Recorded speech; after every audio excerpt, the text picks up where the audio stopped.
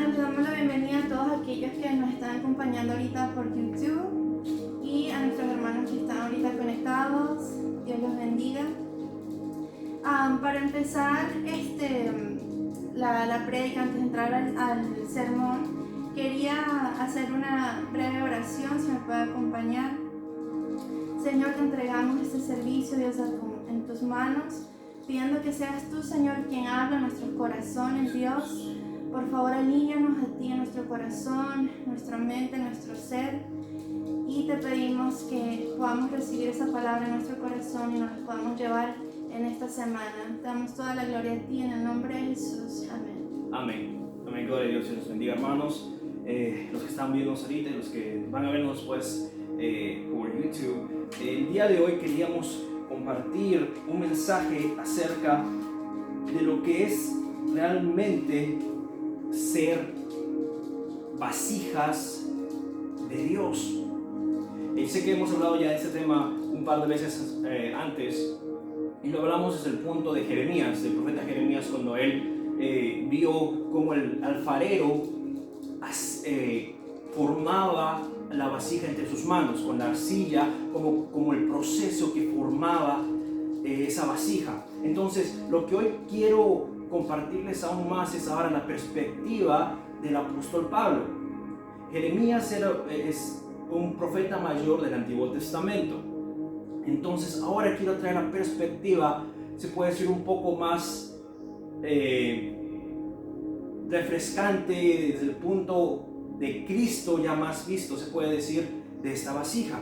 Entonces, si me acompañan al segundo libro de Corintios, capítulo 4 y versículo de 1 en adelante. Nuevamente, 2 de Corintios, capítulo 4, versículo 1 en adelante.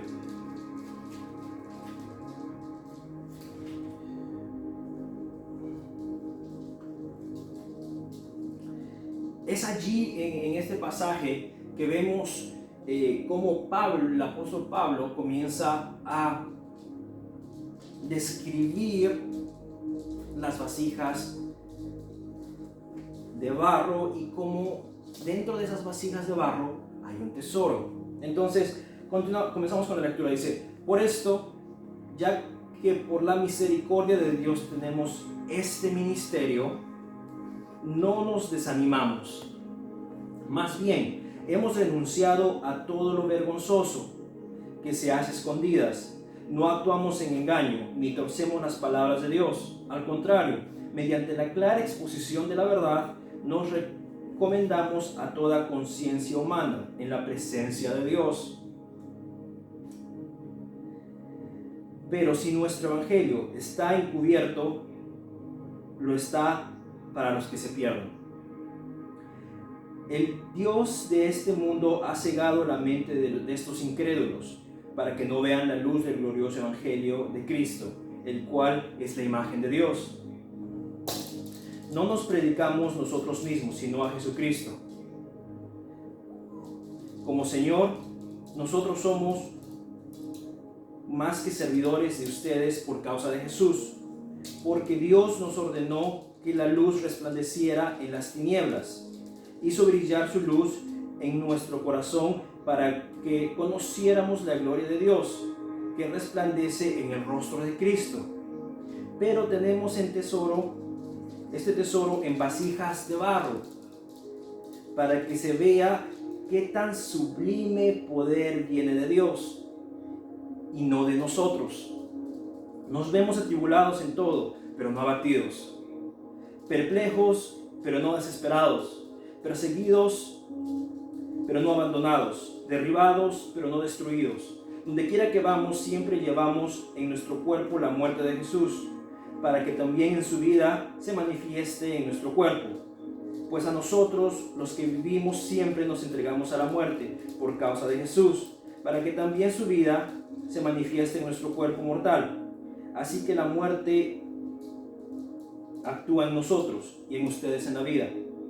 Escrito está: creí y por esto hablé. Con ese mismo espíritu de fe tenemos nosotros, creemos y por esto hablamos. Pues sabemos que aquel que resucitó al Señor Jesús nos resucitará también a nosotros con Él y nos llevará junto con ustedes a su presencia. Todo esto es por el bien de ustedes, para que la gracia que está alcanzando a más y más personas haga abundar la acción de gracias para la gloria de Dios. Por tanto, no nos desanimamos, al contrario, aunque por fuera nos vamos desgastando, por dentro nos vamos renovando día tras día, pues los sufrimientos ligeros y efímeros que ahora padecemos producen una gloria eterna que vale muchísimo más que todo sufrimiento. Así que no nos fijamos en lo visible, sino en lo invisible, ya que lo que se ve es pasajero, mientras lo que no se ve es eterno. Amén.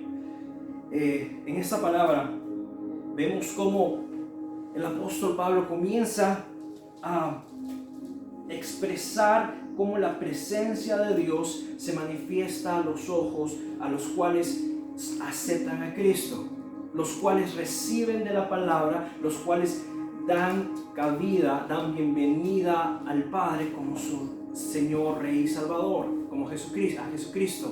Entonces, esta nueva perspectiva acerca de las vasijas nos trae a la mente realmente la fragilidad, se puede decir, la maleabilidad de las vasijas. ¿Y cómo es esto? Los que han visto antes cómo se hace una vasija de barro, comienza con un tipo de mecanismo que es como un pedal que va girando un torno, una rueda. Ese torno que una vez que el barro, la arcilla es puesta allí, el alfarero comienza a moldearlo. Algunos alfareros hacen un cuello muy alto, muy largo, pero después lo comienzan a hundir con sus propias manos. ¿Por qué? Porque la arcilla, el barro es tan flexible. De la misma manera, lo que Dios nos quiere hablar es que Él nos creó a su imagen y semejanza. Y con eso quiero decir que Dios nos hizo en la perfección de su amor, en la perfección de su gracia. Entonces, lo que también podemos ver es que la propiedad de una vasija de barro es que es frágil. Si un día agarramos una vasija de barro y la tiramos al piso, se va a romper. Entonces, lo que Pablo trata de expresar a través de esta analogía, de esta metáfora, es de que Dios sabe nuestra fragilidad. Él nos creó y por ende Él sabe nuestra fragilidad. Él sabe nuestros límites, Él sabe nuestras debilidades, Él sabe hasta qué punto nosotros podemos, se puede decir, resistir, aguantar. Pero dentro de ese mismo contexto también dice las vasijas. ¿Cómo son las vasijas? Son instrumentos donde se puede poner cosas dentro, ya sea cosas como alimentos, agua, diferentes cosas. Entonces, lo que Cristo quiere el día de hoy hacernos entender es de que nosotros tenemos un propósito también. El propósito de una vasija no es simplemente que se quede en un display, en un stand y se quede ahí guardando polvo. No, el propósito de una vasija es que cumpla la misión para la cual fue creada, ya sea para guardar alimentos, ya sea para guardar agua. De la misma manera, el propósito de nuestra vida es ser llenos de la presencia de Dios.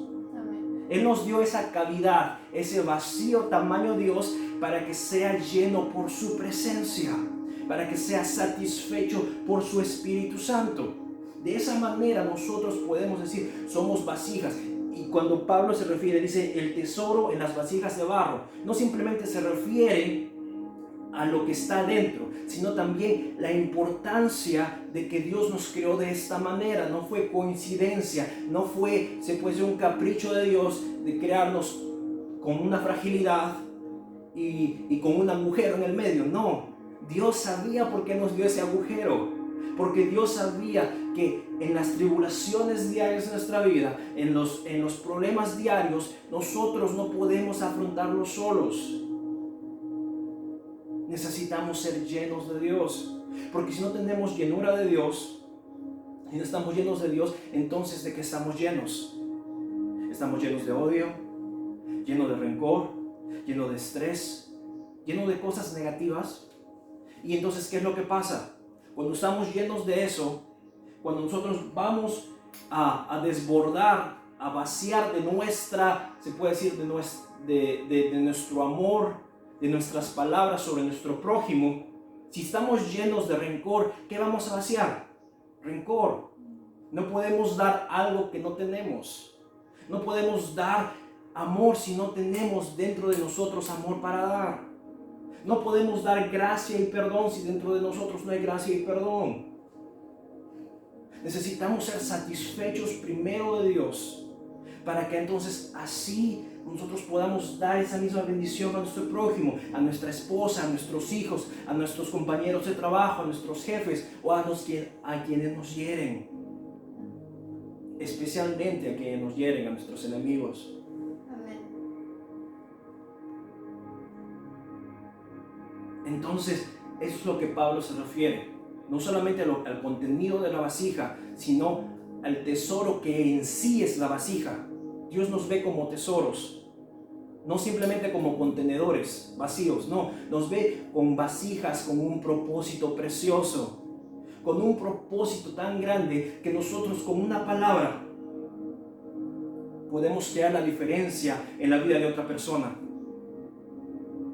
Innumerables veces he escuchado historias acerca de personas que estaban a punto de cometer suicidio. Pero a veces una palabra de amor de aquel rescatista que va y le dice: no lo hagas, no estás solo, no estás sola.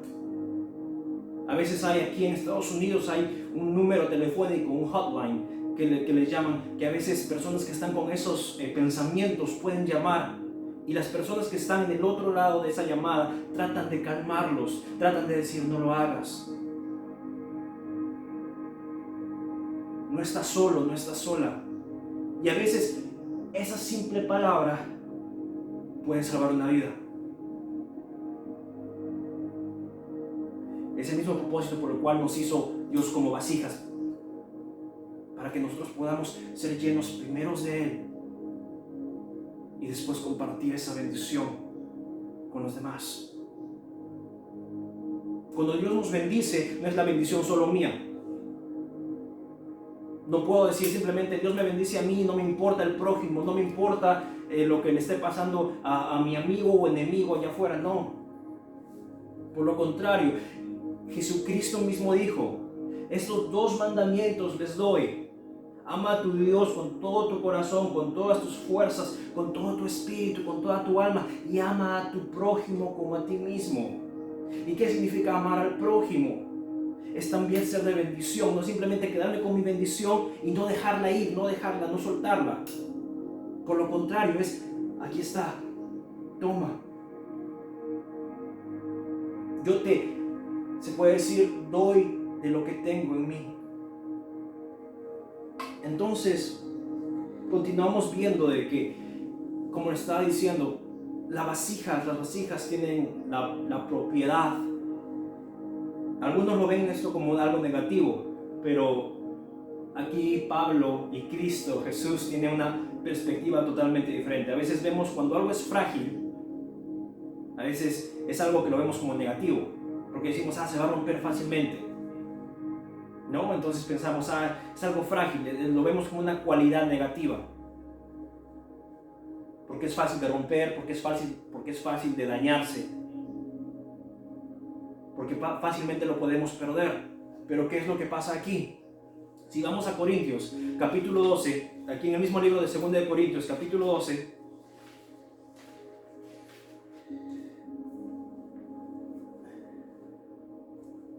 versículo 7 al 10. Nuevamente, 2 de Corintios, capítulo 12, versículo 7 al 10, dice Pablo: para evitar que me volviera presumido por estas sublimes revelaciones, una espina me fue clavada en el cuerpo, es decir, un mensajero de Satanás para que me atormentara. Pero el punto que quiero que nos enfoquemos es en este. Dice: 3 veces le rogué al Señor que me la quitara, pero Él me dijo: te basta con mi gracia, pues mi poder se perfecciona en la debilidad. Y continúa diciendo: por lo tanto, gustosamente haré más bien alarde de mis debilidades. Dice, me gozaré, diré, las gritaré a todo el mundo. Dice, puede decir, ¿no? Alardes, de estar orgulloso. Dice, estaré orgulloso de mis debilidades, para que permanezca sobre mí el poder de Cristo. Y este es el versículo. Dice, por eso me regocijo en mis debilidades, insultos, privaciones, persecuciones y dificultades que sufro por Cristo. Dice, porque cuando soy débil, entonces soy fuerte. Amén. Otras versiones dice, cuando soy débil, Él es fuerte en mí, refiriéndose a Dios. Entonces, lo que antes veíamos como una cualidad negativa, la fragilidad de una vasija de barro, ahora lo vemos como una cualidad en la cual Dios se manifiesta, en la cual Dios usa para glorificar su nombre. Dios no hace las cosas por error. Dios calcula cada detalle. Tu vida fue hecha y encaminada bajo el propósito de Dios. Tus debilidades fueron hechas a sabiendas de Dios. Dios las hizo. Dios sabía y dijo, yo voy a hacer a Diego con estas debilidades. Pero no porque Él haya placer en decir, lo voy a hacer sufrir, no. Dice, porque en esas debilidades yo me voy a exaltar en su vida.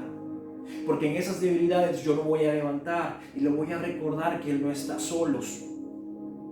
Por lo contrario, que Él confía en mí, que Él necesita confiar en mí, que Él necesita depender de mí, porque en sus debilidades yo me hago fuerte.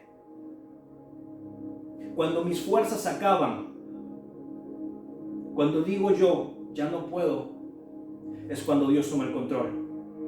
Una vez que rindo mis fuerzas a Él, es que yo finalmente le doy rienda a que Dios comience a obrar en mi vida. Eso es lo que quiere decir, en mis debilidades me hago fuerte, porque una vez que yo llego a mi límite, una vez que me encuentro en el piso, que me encuentro abatido, que me encuentro cansado, agotado, es cuando Dios comienza a obrar. Desde ese punto es que Dios dice, a partir de aquí yo tomo control. Tú no estás solo, tú no estás sola, dice Dios. Yo tengo el control, porque aquí claramente Pablo lo dice en los versículos del capítulo 4 nuevamente, 2 Corintios capítulo 4, versículo 8 dice: nos vemos atribulados en todo, pero no abatidos, perplejos, pero no desesperados, perseguidos, pero no abandonados, derribados, pero no destruidos. Y dice, donde quiera que vamos, siempre llevamos en nuestro cuerpo la muerte de Jesús, para que también su vida se manifieste en nuestro cuerpo. Quiere decir lo mismo que acabo de decir, que puedo estar abatido, pero no estoy solo. Puedo estar perplejo, pero Dios está conmigo. Puedo estar desesperado, pero Dios tiene la salida. Dios es la respuesta a nuestras necesidades, a nuestros problemas. Pero que nosotros en nuestro cuerpo, en nuestra vida, en nuestra mente, en nuestro corazón, debemos llevar a Cristo primero, para ser recordados día a día de que Él está con nosotros. Porque si ponemos a Jesús, a Dios, en un segundo plano, en un tercer plano, en un quinto plano, después de mi esposo, después de mis hijos, después de mis responsabilidades, después de mi trabajo, nos olvidamos de Dios. Entonces, cuando tenemos problemas, ¿con quién vamos? Con mi esposa. Pero mi esposa también quizás ella tiene problemas. Entonces, ¿qué comienza a pasar? Me encuentro desahuciado, me encuentro que no puedo confiar en mi esposa. Ok, voy donde quién más, a un amigo. Mi amigo también va a tener sus problemas. Por eso es importante primero llevar nuestras peticiones, nuestras necesidades delante de Dios, porque Él es el primero que debe dictaminar la resolución. Él es nuestra primera, única y verdadera respuesta. Es por eso que nuestra fe dice, literalmente dice, en los últimos versículos del capítulo 4 dice, Pablo dice, en el versículo 17 dice, pues los sufrimientos ligeros y efímeros, pasajeros, que ahora padecemos, producen una gloria eterna que vale muchísimo más que todo sufrimiento. Y dice, así que no nos fijamos en lo visible, sino en lo invisible, ya que lo que se ve es pasajero, mientras lo que no se ve es eterno. Es lo que básicamente está diciendo la fe. ¿Qué es la fe? La convicción de lo que no se ve, la certeza de lo que aún no ha pasado.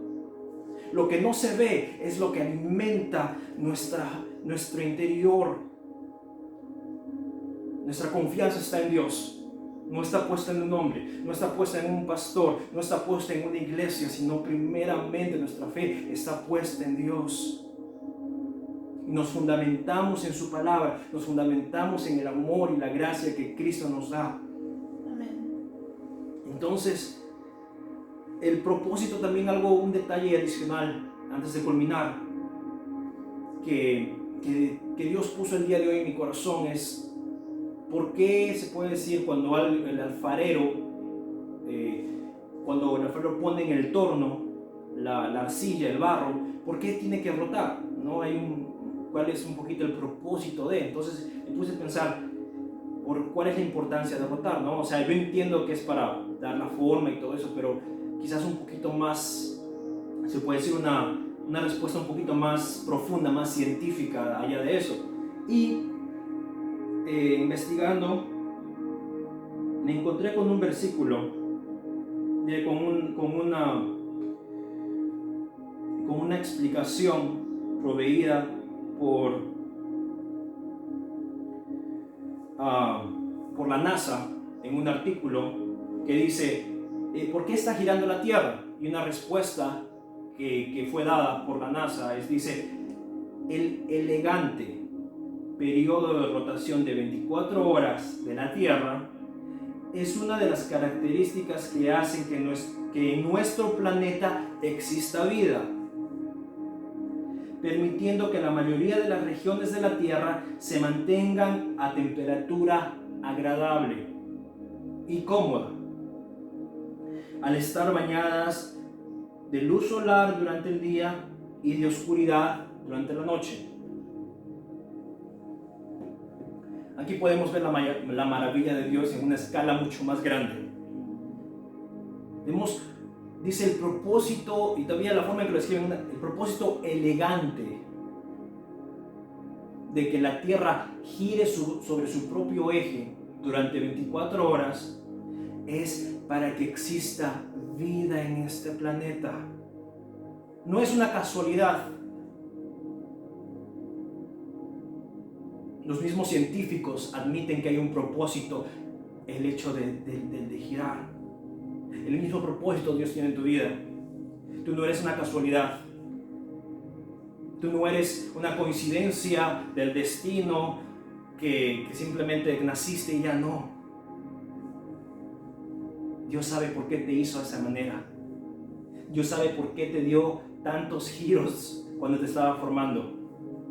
Porque Él entendía el propósito en tu vida. Y Él quería derramar hasta el más mínimo detalle de amor sobre tu vida. Por eso su Hijo Jesucristo fue a la cruz. Y eso es lo que Pablo nos recuerda también aquí. Llevar a Cristo en nuestro cuerpo, en nuestra vida. Te invito a donde estás, cierra tus ojos. Hoy, Padre bendito, venimos delante de tu presencia. Te queremos dar gracias. Gracias porque nos das la oportunidad de ser hijos tuyos, de ser vasijas con tesoros, Padre bendito. Porque nos creaste con un propósito, porque nos creaste bajo tu gracia, bajo tu amor, bajo tu presencia, oh Dios. Te damos gracias porque abriste tu corazón para recibirnos. A pesar de nuestros pecados, a pesar de nuestros errores, a pesar de nuestras faltas, Dios, tú nunca nos negaste de tu amor. Tú nunca nos negaste de tu gracia. Por lo contrario, enviaste a tu Hijo Jesucristo para darnos salvación, para darnos redención. Hoy te damos gracias, Dios. Te damos gracias porque cada detalle, porque cada propósito, porque cada palabra que has derramado sobre mi vida, sobre mi esposa, sobre mi familia, han sido con un propósito. Porque nunca nos has abandonado, porque nunca hemos visto, Padre bendito, que hemos estado solos. Por lo contrario, aún en la tribulación, aún cuando hemos estado abatidos, tú nos has levantado, tú nos has bendecido, tú nos has dado de tu gracia, Dios. Y te damos gracias, infinitas gracias, Dios, por tanto amor, por tu perdón, por tu salvación, Dios, que hoy podemos ver. Te doy gracias por la vida de mi esposa, te doy gracias por la vida de la iglesia, Padre bendito, de la congregación, de cada miembro, Padre bendito. Sé tú hablándoles hoy a su corazón, sé tú hoy llenando sus vasijas de tu presencia, para que ellos también puedan transmitir de esa gracia a su prójimo. Sea tu bendición cada uno de nosotros. Te damos la gloria y la honra a ti. En el nombre precioso y poderoso de Jesús. Amén y amén y amén. Amén. Dios te bendiga en esta semana, a ti y a tu familia, y te recordamos que tenemos petición de oración. Por favor, contáctanos y gracias por acompañarnos.